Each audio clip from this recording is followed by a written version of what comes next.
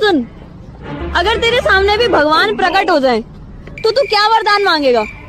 मैं बोलूँगा, हे प्रभु। दुनिया मांगे सोना चांदी, हम मांगी मेहरारू। तू न मिलबू करे जा, तू न मिलबू करे जा, मर जाई बिजहर से। जय हो ना गुरु बाबा बलमुआ, जय हो ना गुरु बाबा बलमुआ, जदुआ मारे बंगालिया।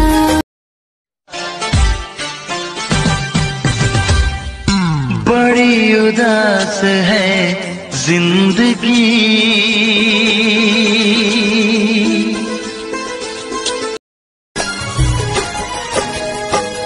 मेहनत कई के तनो रुपया कमैबा, अजरा के सूखी कटा ई न बबुआ पैबा।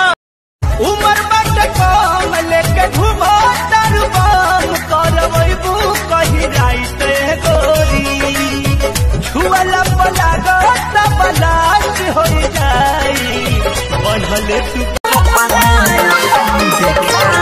घर हवे मोतिहारी, घर हवे मोतिहारी, घर हवे मोतिहारी, थाना हवे पपाही।